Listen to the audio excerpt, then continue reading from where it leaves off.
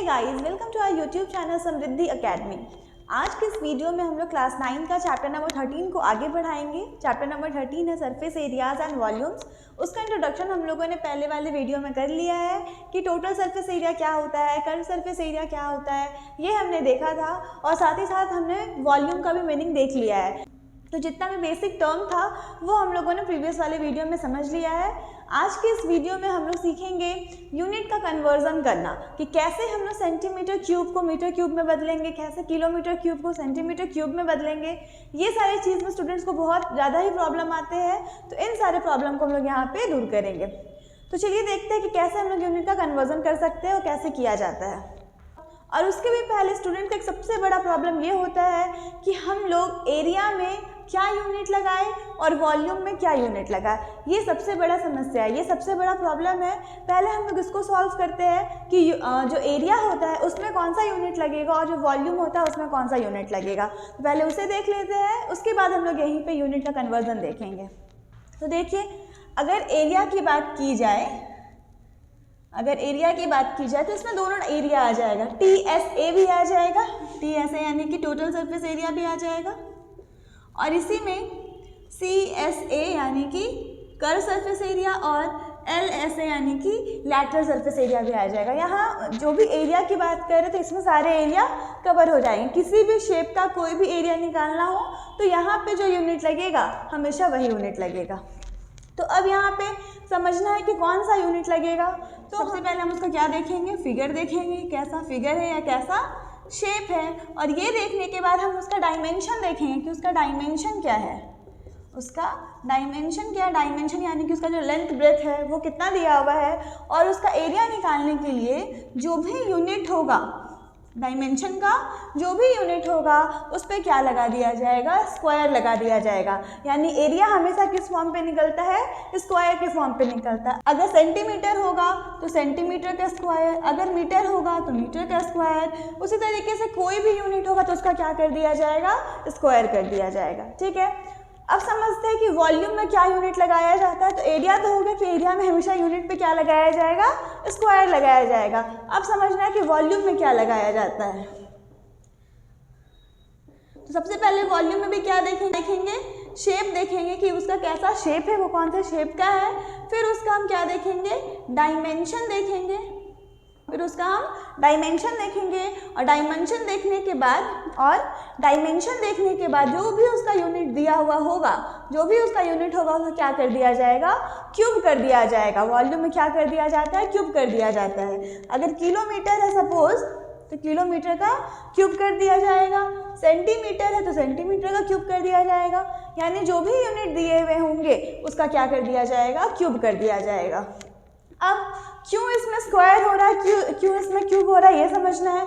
तो जब हम एरिया निकालते हैं किसी भी शेप का, जब हम एरिया निकालते हैं तो उसमें हम उसका लेंथ और ब्रेथ को कंक्लूड करते हैं। ठीक है, उसमें हम क्या देखते हैं, उसका लेंथ और ब्रेथ को देखते हैं। यानी वहाँ पे सिर्फ दो डायमेंशन को लिया जाता है। जब भी हम किसी भी शेप का एरिया निकालते हैं तो हम उसका सिर्फ दो ही डायमेंशन लेते हैं। जब दो डायमेंशन लेंगे तो दो ही बार सेंटीमीटर आएगा।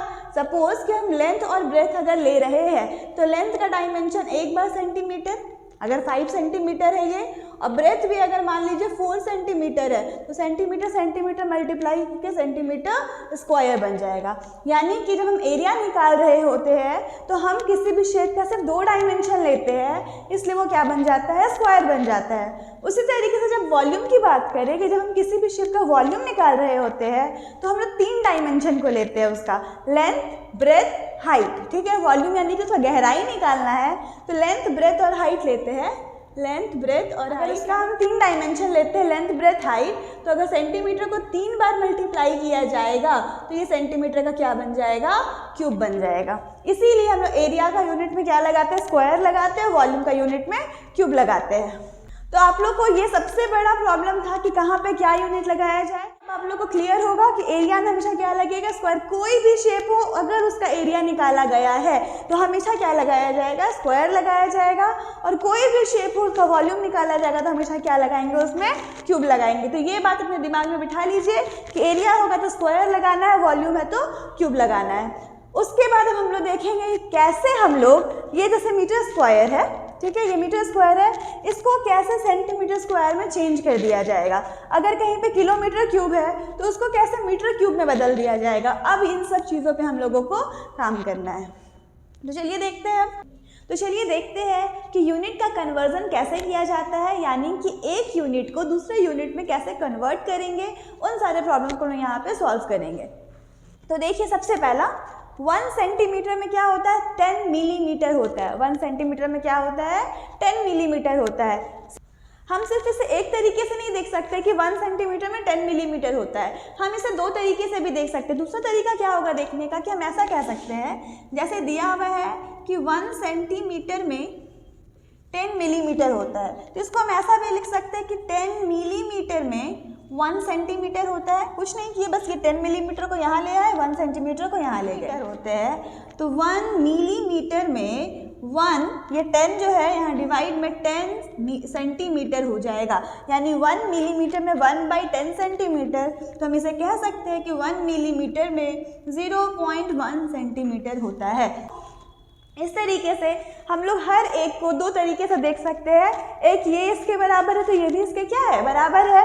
फिर हम लोग यहाँ से जैसे ये 10 का वैल्यू निकला, अब हम लोग एक का वैल्यू निकाल लेंगे। ठीक है, जब 10 का वैल्यू इतना है तो 1 का वैल्यू कितना हो जाएगा, इतना हो जाएगा। इस तरीके से हम लोग इसको निकालेंगे। ठीक है, उसके बाद क्या है कि 1 डेसीमीटर में क्या होता है, 10 सेंटीमीटर होता है। तो उसी तरीके से इसको हम लोग चेंज कर सकते हैं। जब हम देख रहे हैं कि 1 डेसीमीटर में कितना सेंटीमीटर, 10 सेंटीमीटर। 1 डेसीमीटर में 10 सेंटीमीटर, तो हम कह सकते हैं कि 10 सेंटीमीटर में 1 डेसीमीटर, 10 सेंटीमीटर में 1 डेसीमीटर, और 1 सेंटीमीटर में 1/10 डेसीमीटर हो जाएगा। और 1 सेंटीमीटर इज इक्वल टू क्या कह सकते हैं, 0.1 डेसीमीटर कह सकते हैं। इस तरीके से हम लोग इसको करेंगे। अब देखिए, अगर इसको याद रखना है तो कैसे याद रखा जाएगा, उसके लिए मैं आपको एक टेबल बना के दिखाऊंगी। आप इससे पहले अपनी कॉपी में अच्छे से लिख लीजिए, या फिर आप इसका स्क्रीनशॉट ले लीजिए, आप नोट डाउन कर लीजिएगा इसको, क्योंकि ये बहुत ज़्यादा इंपॉर्टेंट टॉपिक है। जितना भी हम लोग क्वेश्चंस करेंगे, सिंपल अगर रहा कि क्वेश्चन जो आप सॉल्व कर रहे हो सेंटीमीटर में ही आंसर लिखना, तब तो ठीक है कि आप सेंटीमीटर में आंसर निकाले, सेंटीमीटर में ही लिखना है। लेकिन अगर क्वेश्चन में बोल दिया गया मीटर को मिलीमीटर में बदलिए, किलोमीटर को डेकामीटर में बदलिए, इस तरीके से, तो उसके लिए आपको ये पहले टेबल आप कॉपी में लिख लीजिए। उसके बाद मैं आपको एक टेबल बना के सिखाऊंगी कि इसको कैसे याद रखना है, कब मल्टीप्लाई होगा, कब डिवाइड होगा, ये सब अभी हम लोग देखेंगे यहाँ पे। तो देखिए हम लोग इसको कैसे याद कर सकते हैं। आप या तो नीचे किलो से स्टार्ट कर सकते हैं, या तो आप मिलीमीटर से स्टार्ट कर सकते हैं। मैं दोनों वे से यहाँ पे लिख दे रही हूँ, दोनों तरीके से आपको बता देती हूँ। आपको जो इजी लगेगा आप उसको फॉलो कर लीजिएगा। तो कैसे होगा, जैसे यहाँ पे आप मीटर देख रहे हैं, तो मैं अभी फिलहाल आपको शॉर्ट में लिखूंगी, किलोमीटर को km, हेक्टोमीटर को hm, डेकामीटर को, इन दोनों में कंफ्यूज नहीं होना। डेकामीटर और डेसीमीटर, डेकामीटर में DAM लिखा जाता है और डेसीमीटर में DM लिखते हैं। तो इसके लिए आपको कंफ्यूज नहीं होना है कि कौन सा डेकामीटर है, कौन सा डेसीमीटर है। इसमें अधिकतर बच्चे गलती कर देते हैं। तो आपको याद रखना है कि अगर डेकामीटर की बात करें तो DAM होगा, और डेसीमीटर की बात करें तो DM होगा। ठीक है, अब देखते हैं कि कैसे हम लोग इसको सॉल्व करते हैं। कैसे याद करना है आपको, तो kilometre, hectometre, decametre, metre, decimetre, centimetre, millimetre. इसको आप उल्टा भी याद कर सकते हैं। मिलीमीटर से स्टार्ट करेंगे तो millimetre, centimetre, decimetre, metre, decametre, hectometre और किलोमीटर। अब कैसे इसको याद करना है, कैसे कब मल्टीप्लाई होगा, कब डिवाइड होगा, ये समझना है हमें। तो अब ध्यान से देखिएगा, एकदम अच्छे से देखिए, ये आपको क्लियर हो जाएगा। इसको कैसे याद करेंगे, kilo, hecto, deca, metre, deci, centi, milli. ठीक है, जहाँ जहाँ पे मीटर है, अगर आप कोई वेट वाला चैप्टर पढ़ जहाँ पे ग्राम आता है, तो कुछ नहीं करना है, मीटर की जगह आपको क्या लगा देना है, ग्राम लगा देना है। किलोग्राम, हेक्टोग्राम, डेकाग्राम, ग्राम, डेसीग्राम, सेंटीग्राम, मिलीग्राम। इसी तरीके से लीटर में भी होता है, तो उसके लिए आपको परेशान नहीं होना, बस आप इसको याद कर लीजिए, इसका सीरीज को याद कर लीजिए, ये इंपॉर्टेंट है। अगर ये समझ में आ जाएगा तो आप लीटर वाला भी कर लेंगे, आप ग्राम वाला भी कर लेंगे, यानी वेट के लिए भी और वॉल्यूम के लिए भी। बस आपको ये समझना है। ठीक है, तो उसका सीरीज आपको ऐसे याद करना है, kilo, hecto, deca, metre, deci, centi, milli. अगर आप मिली से शुरू करते हैं तो milli, centi, decimetre, deca, hecto, kilo. अगर आप इसको याद कर लीजिएगा तो गारंटी है कि कभी भी आपका इस टाइप का क्वेश्चन कभी भी गलत नहीं होगा। तो कैसे याद करना मैंने आपको बता दिया, kilo, hecto, deca, metre, deci, centi, milli. उल्टा अगर याद करते हैं तो milli, centi, decimetre, deca, hecto, kilo. ठीक है, इस तरीके से आपको याद करना है। अब दूसरा बात कि कब मल्टीप्लाई होगा और कब डिवाइड होगा। जब आप किलो से नीचे की तरफ आएंगे, ठीक है, जब आप किलो से नीचे की तरफ आएंगे तो हमेशा आप करेंगे मल्टीप्लाई। हमेशा आप क्या करेंगे, मल्टीप्लाई। जब आप किलो से नीचे की तरफ आएंगे तो हमेशा क्या करेंगे, मल्टीप्लाई। और जब आप मिलीमीटर से किलोमीटर की तरफ जाते हैं तब हमेशा क्या करेंगे, डिवाइड। क्लियर हुआ। इसमें तो उल्टा है, आप देख रहे हैं कि पहले मिलीमीटर लिखा हुआ है, देन आप लोग किलोमीटर तक गए हैं। तो आप जब मिलीमीटर से किलोमीटर पास आएंगे, यानी यहाँ मिलीमीटर से किलोमीटर में आना है आपको, तो यहाँ पे हमेशा क्या होगा, डिवाइड होगा। और किलोमीटर से जब आप मिलीमीटर में जाएंगे तो क्या करेंगे, मल्टीप्लाई। तो आप या तो इसको याद कर लीजिए या तो इसको याद कर लीजिए, दोनों याद मत करिए, आप किसी एक को याद करिएगा, आपका काम हो जाएगा। आया समझ में आप लोग को यहाँ तक। तो अब कितने से मल्टीप्लाई करना है, कितने जीरो से मल्टीप्लाई करना है, ये भी देखना है। तो क्या करना है आपको, हमें देखना है कि कितने जीरोस लगेंगे। तो आप फिलहाल के लिए इसको भूल जाइए, सिर्फ इस पे फोकस करिए, सिर्फ इसको लेकर के चलते हैं, अच्छे से क्लियर हो जाएगा।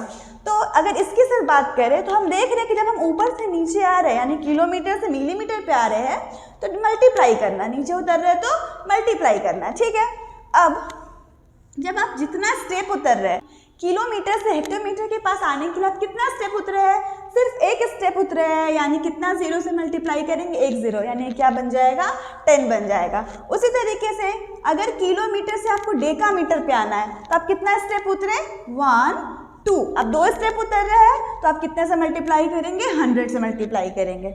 ठीक है, फिर आप किलोमीटर से अगर मीटर पे आते हो तो आप देखिए कितना स्टेप उतर रहे हैं, 1 2 3, आप 3 स्टेप उतरेंगे तो आप कितने से मल्टीप्लाई करेंगे, 1000 से मल्टीप्लाई करेंगे।